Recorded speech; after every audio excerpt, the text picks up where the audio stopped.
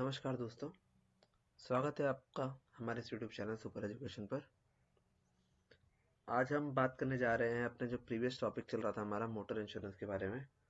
तो उसके चैप्टर 8 के बारे में आज हम डिस्कस करेंगे, जो कि उसके शॉर्ट शॉर्ट क्वेश्चंस हैं।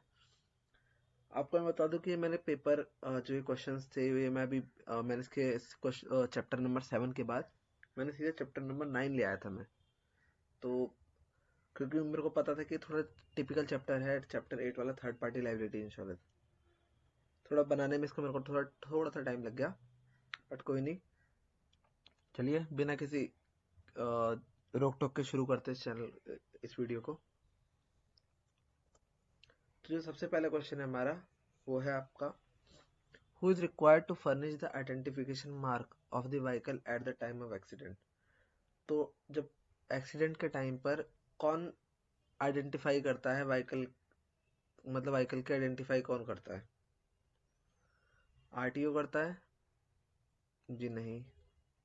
इंश्योरर करता है? नहीं। सर्वेयर करता है? नहीं। ब्रोकर करता है? नहीं। जो आइडेंटिफाई करता है वो क्या करता है? रजिस्ट्रेशन अथॉरिटी, यानी किसी गाड़ी यूके से है, कोई यूपी का है, कोई एमपी का है, तो ये आरटीओ तो ऐसा कर नहीं सकता। Regional transport office registering authority करती है कहाँ क्या कहते हैं वो किसकी है गाड़ी।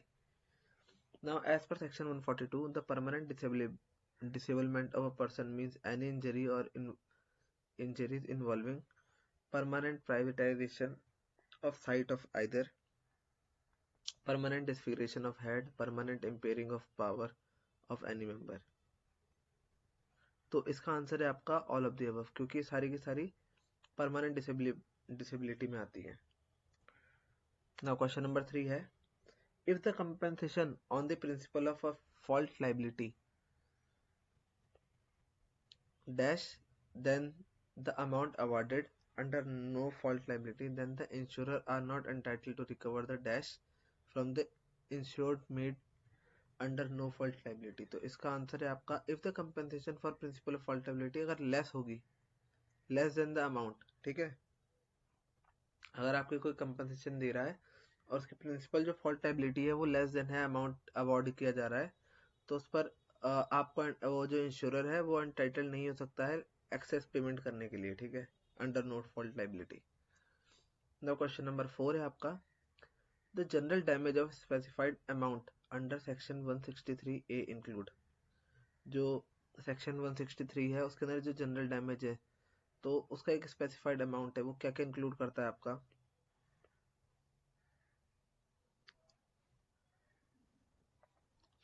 तो मेडिकल एक्सपेंसेस ये नहीं करता है, पेन एंड सफरिंग भी नहीं करता है, क्या करता है आपका? लॉस ऑफ स्टेट, ठीक है। क्वेश्चन नंबर 5 है आपका, who has right to claim compensation for death और disability due to the negligence of the driver of the vehicle.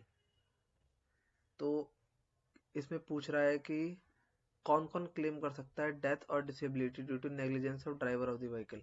तो चिल्ड्रन, हाँ जरूर, चिल्ड्रन नॉन फेयर पे जो पैसेंजर जो बैठे रहते हैं गाड़ी में उनका है, जो फेयर पैसेंजर जो मतलब गाड़ी में पैसा दे के बैठते हैं उनका भी कंपनसेशन मिलता है, पेडेस्ट्रियन जो पैदल चलने वाले यात्री होते हैं उनका भी मिलता है। इसका आंसर होगा all of the above.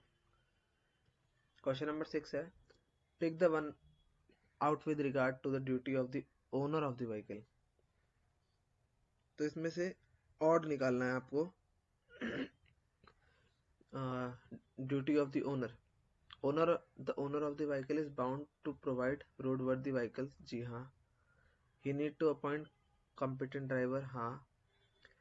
His responsibility commences from time of passenger enter the vehicle and continue until the passenger on board from the vehicle, ये भी सही बोल रहे हैं।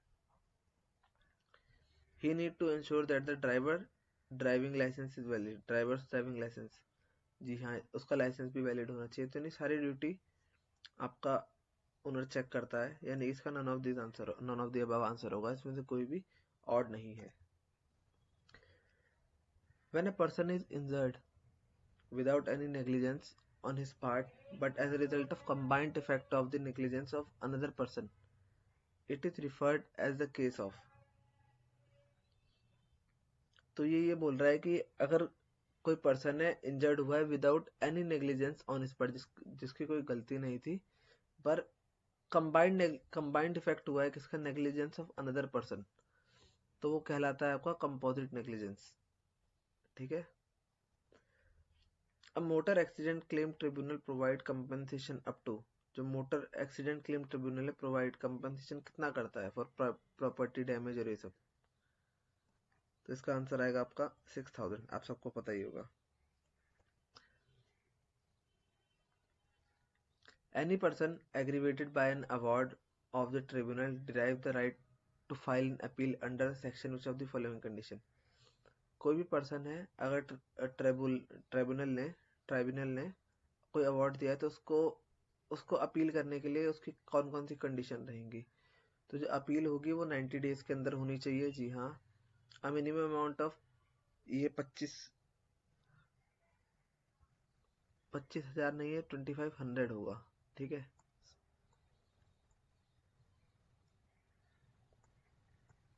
2500 और 50% of the amount awarded, sorry, ये नहीं होगा, 2500 होगा, 25,000 होगा। A minimum amount of 25,000 or 50% of the amount awarded, whichever is less, तो ये होगा। No appeal can be filed against the order of the tribunal and an amount involving less than 10,000 से कम पर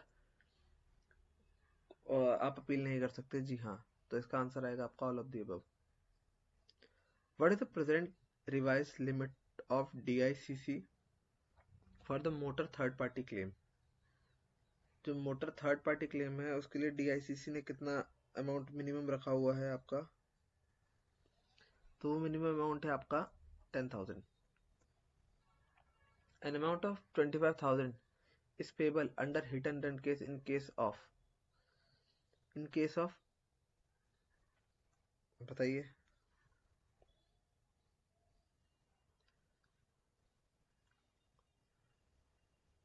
इसका आंसर होगा आपका बोथ A and B, यानी आप जो डेथ ऑफ द पर्सन और grievous hurt to the person. Pick the odd one out with regard to word grievous hurt. Grievous hurt का मतलब क्या होता है आपका, ग्रीवियस का मतलब ही आप समझिए ग्रेव। ग्रेव का मतलब क्या होता है आपका, कह सकते हैं हम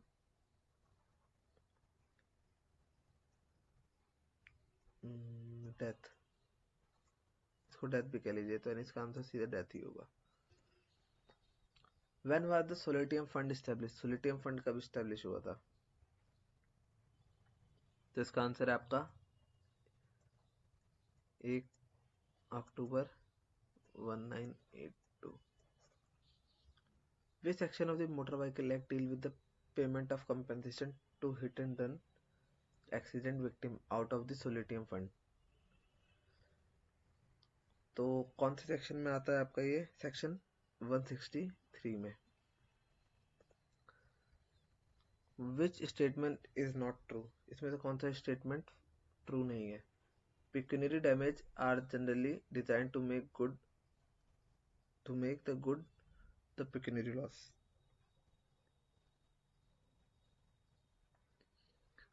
Pecuniary damage are also called general damage। जी नहीं, ये स्पेशल टाइप के डैमेजेस होते हैं। ठीक है। Non pecuniary damage are also called special damage, यानी इन्होंने इसको सिर्फ उल्टा कर दिया, यानी दोनों बी और सी नहीं होंगे। ठीक है, ये दोनों फॉल्स स्टेटमेंट है। Which of the following comes under pecuniary damages. Pecuniary damages के अंदर क्या क्या आता है आपका, compensation for pain and suffering नहीं आता, मेंटल ये भी नहीं आता, ये भी नहीं आता, यानी आपका आंसर क्या आएगा, आपका मेडिकल एक्सपेंसेस आते हैं आपके पेक्यूनियरी डैमेजेस के अंदर। Under which of the following heads the personal injury claim are awarded.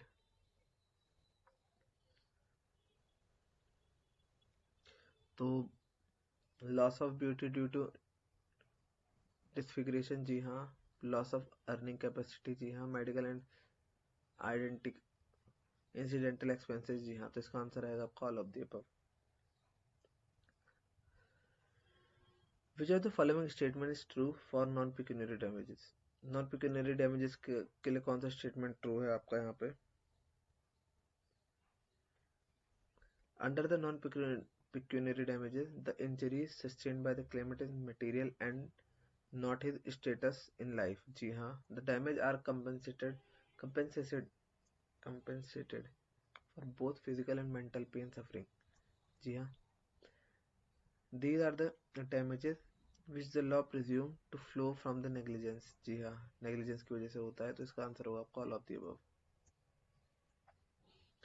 Pick the odd one out with regard to the underwriting document. Underwriting document के लिए इसमें odd निकालना है, तो क्या है आपका compliance of section 64 VB, policy copy and endorsement, driving license, registration certificate. यानी इन्वेस्टिगेशन रिपोर्ट की जरूरत नहीं पड़ती, यानी ये इसका आपका आंसर होगा, ये ऑड है.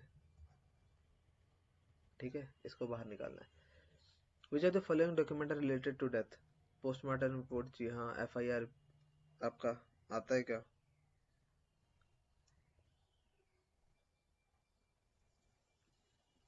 FIR नहीं आता. Age proof of the claimant नहीं आता. मेडिकल बिल नहीं आता. यानी पोस्टमार्टम की रिपोर्ट से तो पता चलता है कि आदमी मर गया कि जिंदा है. Under the Jald Rahat Yojana which are the following document are not required to submitted along with the claim?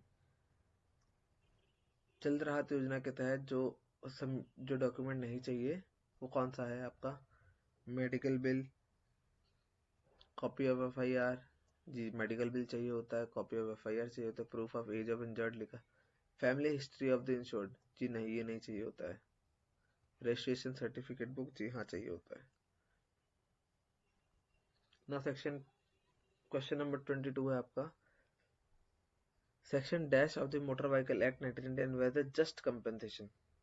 तो जस्ट कंपेंसेशन होता है वो आपका सेक्शन 68 में होता है, 168 में. और अगर आपको मेरी चीजें अच्छी लग रही हैं तो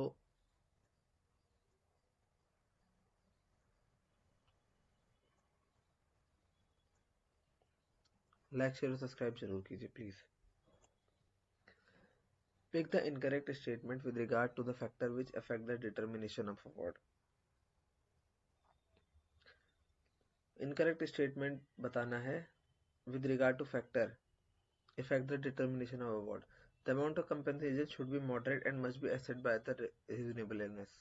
जी हाँ, सही है ये. The sum awarded should be conventional.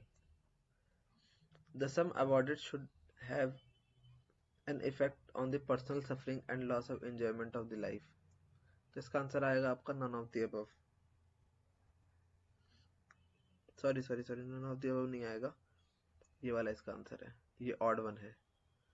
तो some word should be effect. ठीक है. द क्वेश्चन नंबर 24 है आपका. In case of disability in non fatal accident the pain and suffering for non grievous injuries compensated up to. इसका answer आपको सबको पता है, 5000 रुपीज मिलते हैं अगर किसी को डिसेबिलिटी हुई है छोटी मोटी नॉन फेटल एक्सीडेंट की वजह से. तो पेन एंड सफरिंग के लिए आपको 5000 रुपये मिलते हैं. Under which are the following circumstances the fatal cases are registered as claim. तो फ्यूनरल के एक्सपेंसेस जरूरी रहते हैं. फैटल एक्सीडेंट मतलब जो कोई मृत हो गया है उस टाइम पर क्लेम के बाद फ्यूनरल का एक्सपेंस मिलता है. Damage under fatal accident act मिलता है. Damage for loss of expectation of life मिलता है. इसका आंसर आपका ऑल ऑफ द अबव है. What is the current rate of interest is being offered by nationalised bank on FD per annum. FD पर आजकल कितना चल रहा है नेशनलाइज्ड बैंक का? 9%. Which of the following does not form a part of vehicular document? vehicular document का कौन सा पार्ट नहीं है? परमिट होता है आपका, ड्राइविंग लाइसेंस भी होता है, एक्स्ट्रा रीजनल रजिस्ट्रेशन सर्टिफिकेट भी होता है, लोडिंग चालान भी होता है, FIR नहीं होता. तो इसका आंसर आपका आएगा D. The executive of insurance company should give evidence and exhibit especially in case of. तो इसका आंसर है आपका वायलेशन ऑफ पॉलिसी कंडीशन. ना क्वेश्चन नंबर 29 है. The insurer can not contest the case on ground other than those mentioned in section. इसका section 149 आएगा. Section 149 के अंदर जो इंश्योरर होता है वो लड़ नहीं सकता सेक्शन 149 के तहत मोटर व्हीकल एक्ट 1988 के लिए। नाउ क्वेश्चन नंबर 30 है, in case the application under section 170 is rejected by MACT, an appeal should be filed in the, अगर MACT रिजेक्ट कर देता है कोई एप्लीकेशन, ठीक है, अंडर सेक्शन 170, तो वो कहाँ पर जा सकता है, लोग हाई कोर्ट में जा सकते हैं। Third party is confined to, third party victims को भी मिलता है जो जिनको चोट लग जाती है। पर्सन आउटसाइड द व्हीकल होता है, person travelling in the vehicle होता है, victim person outside the vehicle, यानी इसका जो आंसर है आपका ऑप्शन नंबर डी आएगा।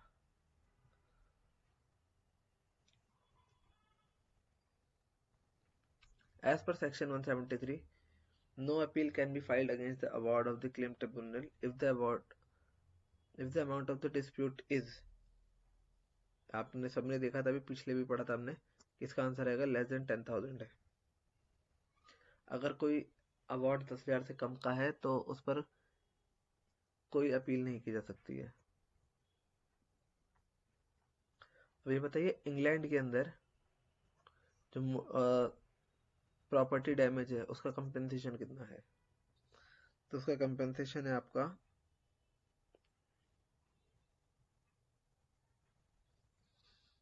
यहाँ पर 10 और आएगा, तो इसका आंसर है आपका STR 10 लाख। ना थर्ड पार्टी इंश्योरेंस में थर्ड क्वेश्चन नंबर 34 है आपका, where a person is injured without any negligence on his part but as a result of combined effect of negligence of two or other person, तो ये आपको पता है composite negligence होता है। कंपोजिट नेग्लिजेंस आप जानते ही है ना, कि किसी जिस जो इंजर हुआ है उसकी गलती नहीं है, लेकिन कंबाइंड इफेक्ट ऑफ दो लोगों की इंजरी की, दो लोगों की नेग्लिजेंस की वजह से। The claim of the compensation for reliability under motor vehicle act raises out of negligence as fall under, तो इसका आंसर है आपका लॉ ऑफ टॉर्ट। तो लॉ ऑफ टॉर्ट के अंदर जो होता है आपका आता है claim for compensation for reliability, जो होता है नेग्लिजेंस के अंदर फॉल करता है। The present revise limit for financial authority of divisional in house councillory committee, जो DICC की फुल फॉर्म है आपकी divisional in house conciliatory committee है for motor third party claim is, तो इसका आंसर है आपका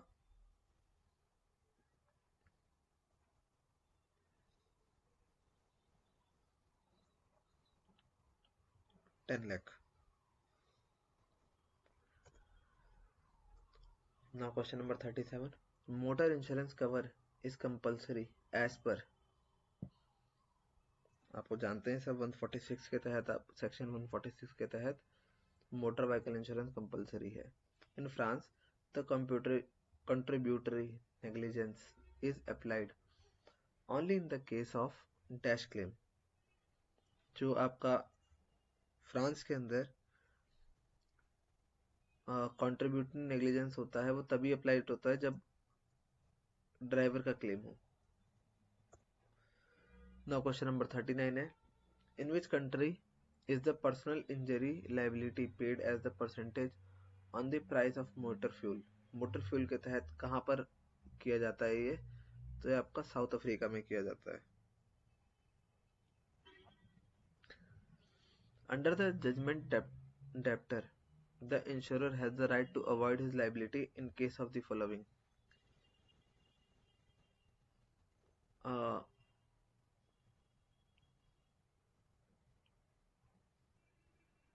जो इसमें पूछ रहा है कि जो इंश्योरर के पास जो राइट होता है टू अवॉइड लायबिलिटी, कब लायबिलिटी अवॉइड कर सकता है, पोस्ट एक्सीडेंट इंश्योरेंस, जब एक्सीडेंट हो गया है उसके बाद अगर कोई इंश्योरेंस हो रहा है तब इंश्योरर मना कर सकता है, अवॉइड कर सकता है लायबिलिटी के लिए। डिसऑनर ऑफ प्रीमियम चेक, ये भी सही कह रहा है कि अगर किसी ने चेक दिया, फर्जी चेक दे दिया, ठीक है, जो स्टेल हो गया, तो इसका आंसर आएगा आपका A and B। Now question number 41 है, under the benevolent legislation the compensation is payable toward. तो थर्ड पार्टी आप जानते ही हैं कि थर्ड पार्टी को ही मिलेगा अगर कुछ भी लेजिस्लेशन लगता है तो। नाउ क्वेश्चन नंबर 42 है आपका, section dash of the motor vehicle act 1988 deals with granting compulsory transfer of benefits of the contract of insurance in favor of the purchaser of the vehicle। तो आप इसके बारे में जानते हैं कि इसका आंसर है आपका 157।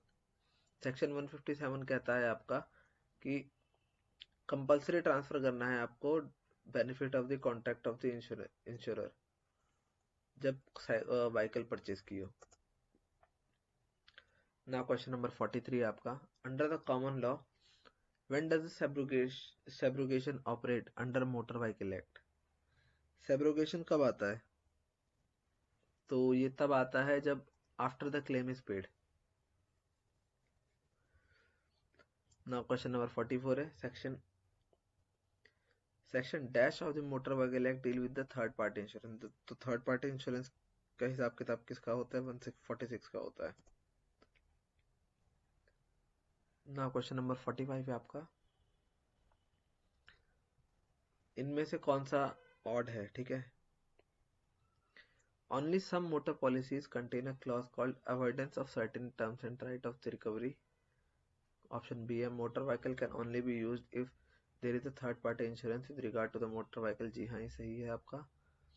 The law under motor vehicle act is more concerned with the use and user of the motor। जी हाँ, ये सही है।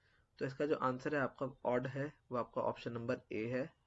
ठीक है, यानी ये ऑप्शन नंबर ए गलत है आपका, बाकी ये दोनों सही है। जो क्वेश्चन नंबर 46 है, the third party compulsory insurance does not apply to.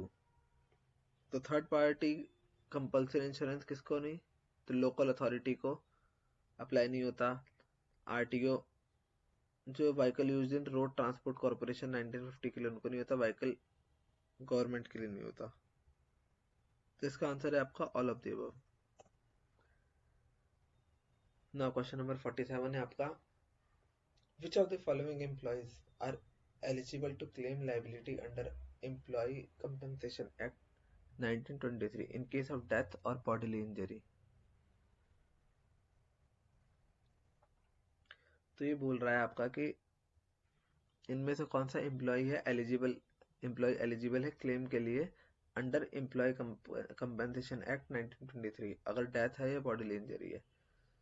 Person engage as a conductor को मिलता है। Person driving the public service vehicle, जी हाँ। Owner of the goods carriage, जी हाँ। तो इसका आंसर आपका ऑल ऑफ द अबव है। What is the amount of coverage payable in India for property damage of two wheeler. Property damage of two wheeler के अंदर आपको कितना कंपेंसेशन मिलता है? तो आपको इसका आंसर है आपका 1 लाख।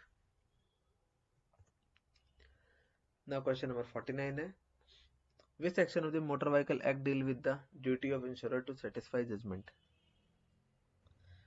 तो सेक्शन 149 के अंदर आता है आपका कि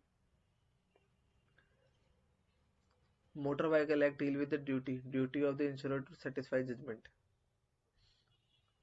को सेटिस्फाई करने के लिए जो इंश्योरर काम करते हैं, तो उसको किस सेक्शन में आता है? तो सेक्शन 149 में आता है।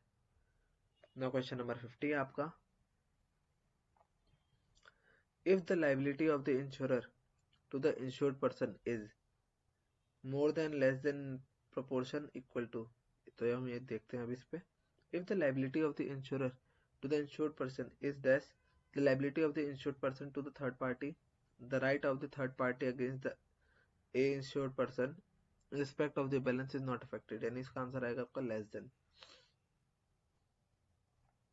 अगर लायबिलिटी लेस देन है लायबिलिटी इंश्योर्ड पर्सन के लिए, तो वहां पर आपका बैलेंस इफेक्ट नहीं होता। तो ये हमारे 50 क्वेश्चंस हो गए जो कि मोस्ट इंपॉर्टेंट क्वेश्चंस हैं। इन सबको पढ़ के जरूर जाइएगा और आपको आशा करता हूँ आपको चीज़ मेरी अच्छी लगी होगी, और अगर अच्छी लगे तो लाइक शेयर सब्सक्राइब जरूर कीजिएगा। और कुछ भी अगर प्रॉब्लम हो तो आप कमेंट सेक्शन में मेरे से बात कर सकते हैं। धन्यवाद। Thanks for watching.